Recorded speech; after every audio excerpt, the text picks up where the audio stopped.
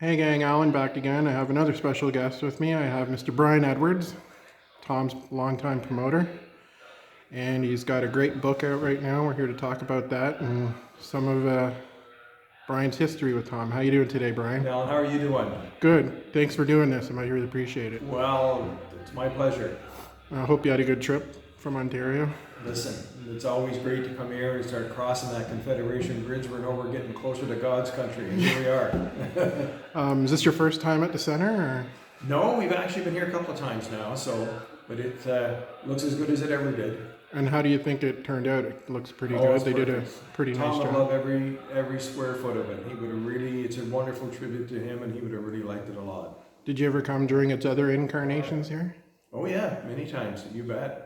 Yeah, so you got to know the island pretty good. You bet. I think I've been over here now with probably 100 different shows now over the years, the last 41 years, so been here a lot. Was it always special when he played here on the island? Oh, absolutely.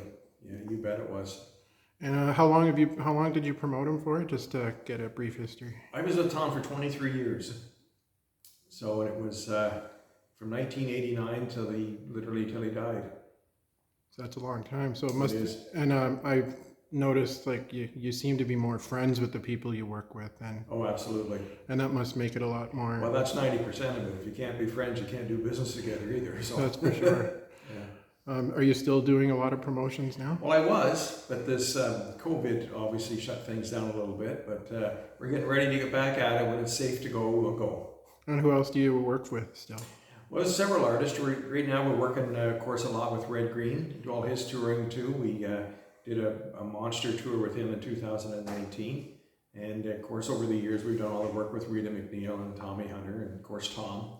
And we're looking at a couple of other things right now to take on the road. There's a lot of shows are coming available, so it should be good. Any up-and-coming artists you'd work with or working with? Well, I used to work with a lot of them. You did a lot of stuff with the Leahy family many years ago. Okay. And, of course, Randy Travis and a lot of artists like that. They were on their way up, and it was great. And, sorry, you said you worked with Randy Travis, right? I did, yes. Was that later in his career? Or? It was, yeah. We did some shows in Western Canada, and it was great. Good guy. Are you still in contact with him? Well, he's having a pretty rough time right now. Yeah. He's had that stroke, and his communication isn't the best. But I see they're getting him back out to different shows and everything now, which is good. Yeah, it'd be nice to see him sing again if it's possible. He was the best. Yeah, I remember seeing him at Maple Leaf Gardens when he was just getting started. Oh yeah. It was quite a show. He was pretty big. So how long are you here on the island for? We're going to be here another couple of days, and get a chance to visit a lot of people we know here, of course, and enjoy the fresh seafood. We don't get seafood like this back in Ontario.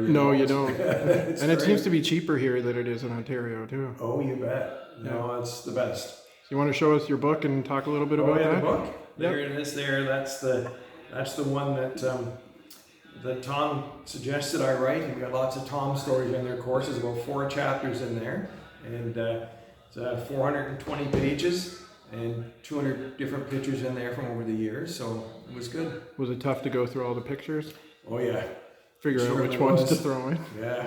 I looked at a few the other day that we didn't put in there, but, we got as much as we could.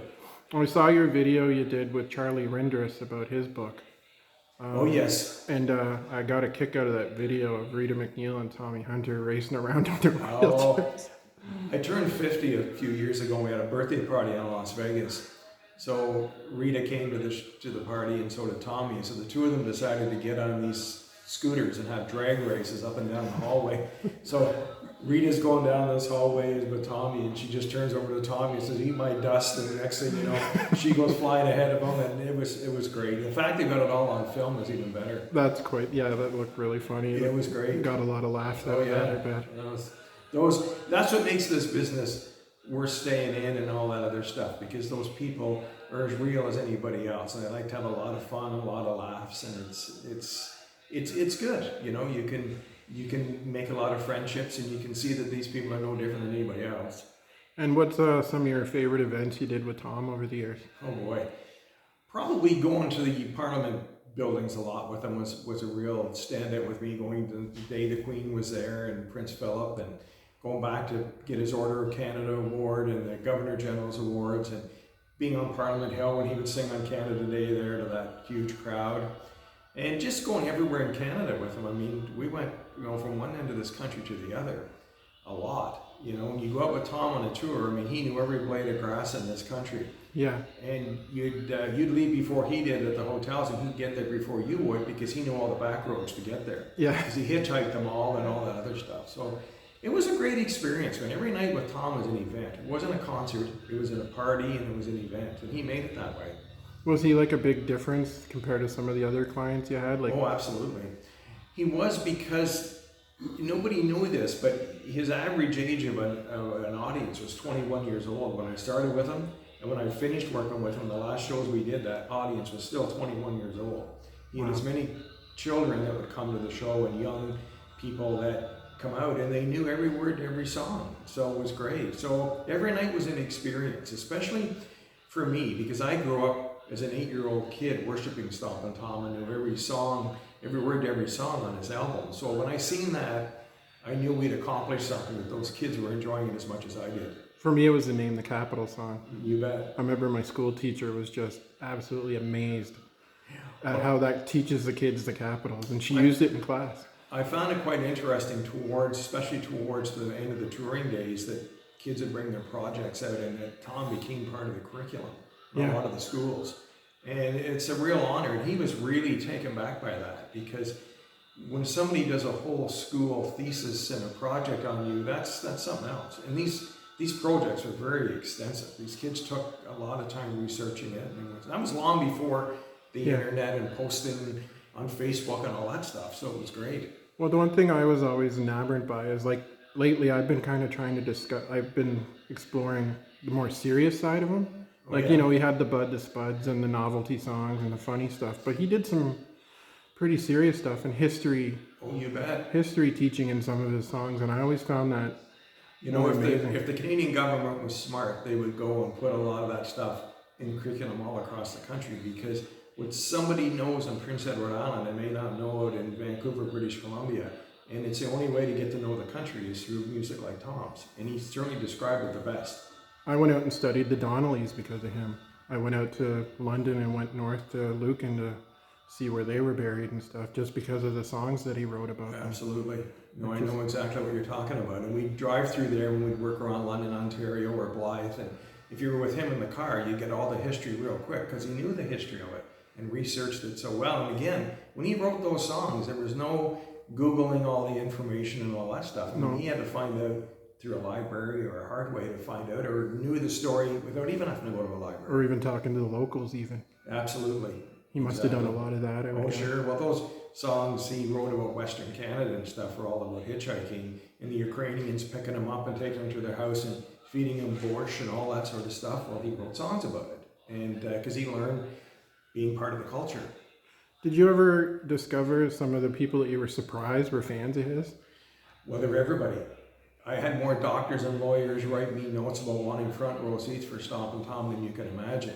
And then you'd meet people that were in a soup kitchen line that would do everything they could to go see Tom. So we had everybody. There was no such thing as looking at that audience and saying, I can tell you who they are, because they were everybody. And, we did some big stuff, in some of those big fancy dues in Ottawa and stuff, and those people that were some of the wealthiest people in the world at those big corporations were in awe of this guy sitting down there, and he could relate to anybody. I've even heard of other musicians in the States and stuff, world musicians that are big fans of his that you wouldn't even think would know who he is, but... Marty Stewart thinks Stompin' Tom is the be-all and end-all. He loves him. Really? And I remember going to the Grand Ole Opry and people like little Jimmy Dickens saying, be sure to say hello to Stompin' Tom for us, or Kitty Wells, or Hank Snow, or Wilf Carter. It didn't matter. They all knew him. Bill Anderson and those people just knew exactly who he was, and they thought the world of him. I heard Dave Grohl from the Foo Fighters is a huge fan. Oh, sure. Absolutely. Well, he had this, way. The hockey song, for example, it's played, I think it's played in 14 different arenas in the U.S. If you go to a game with the Detroit Red Wings, that's their song. Mm-hmm. They play that at the games. They called me one time from the Anaheim Ducks, wanting Tom to come out and sing the hockey song at the Anaheim hockey game. So he had a big appeal, all over the place. I remember working at OHL hockey games, and I used to call the DJ booth going, this place is kind of quiet. Put the hockey song on and see what Pick happens. it right up. Yeah, Bring it right up. you bet. And I'm going to ask you one last question that I asked Bill yesterday. Okay. How do you feel about being part of Tom's legacy?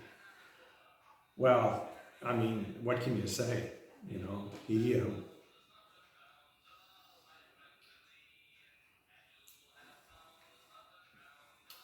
he probably did more for me than any entertainer. He was so real, and it was great. Sorry about that. No, it's all right. Anyway, thanks for doing this. I appreciate it. Dude. All the best.